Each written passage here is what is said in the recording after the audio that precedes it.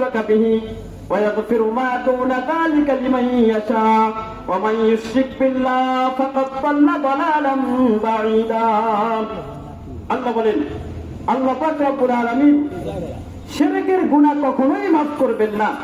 ইহা ব্যতীত অন্য যে সমস্ত গুনাহ আছে আল্লাহ যাকে চান তাকে মাফ করতে পারেন, কিন্তু শিরকের গুনাহ কারোর জন্য মাফ নাই। ওয়া মান ইউশরিক বিল্লাহি ফাকাদ দাল্লা দালালান বাঈদা। যে ব্যক্তি আল্লাহর সাথে শিরক করলো সে ভীষণভাবে পথভ্রষ্ট হয়ে গেল।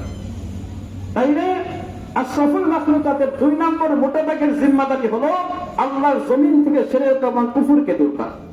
শিরক আল্লাহর কাছে অমার্জনীয় অপরাধ। কোরআনে হাকিমের আরেক আয়াতের মধ্যে আল্লাহ বলেন, ওয়া মান ইউশরিক বিল্লাহ,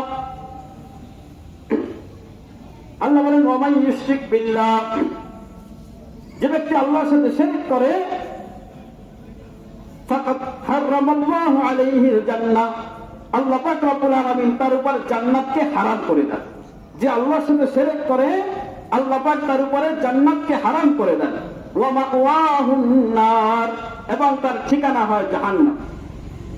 তাহলে যে আল্লাহর সাথে শিরক করে আল্লাহ পাক তার জন্য জান্নাত হারাম করে দেন, তার ঠিকানা হয় জাহান্নাম। অন্য আয়াতের মধ্যে আল্লাহ পাক বলেন, লা তাযলিমুনা ওয়া লা তুযলামুন, তোমরা জুলুম করো না, তোমাদের উপর জুলুম করা হবে না। আর আল্লাহর সাথে সবচেয়ে বান্দার বড় জুলুম হলো আল্লাহর সাথে শিরক করা। আল্লাহ পাক বলেন, লা তুশরিক বিল্লাহ ইন্নাশ শিরকা লাযুলমুন আযীম। সূরা লুকমানের মধ্যে হযরত লুকমান আলাইহিস সালাম তার পুত্রকে নসিহত করতে গিয়ে কথা বলেছিলেন, লা তুশরিক বিল্লাহ, আল্লাহর সাথে শরীক করো না। ইয়া বুনাইয়া লা তুশরিক বিল্লাহ, হে বৎস তুমি আল্লাহর সাথে শরীক করো না। ইন্নাশ শিরকা লাযুলমুন আযীম, শিরক হলো সবচেয়ে বড় জুলুম। তাইলে আল্লাহর জমিন থেকে আল শিরক এবং কুফর দূর করা হলো আশরাফুল মাখলুকাতের 2 নম্বর জিম্মাদারি। হাদিসের মধ্যে আছে, আত-তাওয়াবিনু ইনদাল্লাহি সালাসাতুন, আল্লাহর কাছে কিয়ামতের ময়দানে প্রত্যেকটা মানুষের 3টা আমলনামা উপস্থাপন করা হবে। দেওয়ানুন ইউগফারু, দেওয়ানুন লা ইউগফারু, দেওয়ানুন লা ইউতরাকু। একটা আমলনামা এমন থাকবে যার গুনাহগুলো আল্লাহ চাইলে মাফ করতে পারবেন।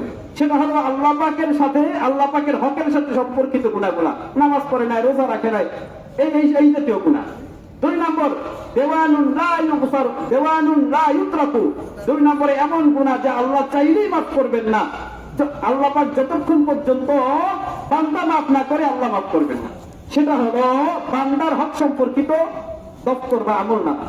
3 নম্বর আমলনামা দেওয়ানুন লা ইউগফারু, এমন একটা আমলনামা থাকবে যেই আমলনামার গুনাহ কোনটা আল্লাহ মাফ করবেনই না। সেটা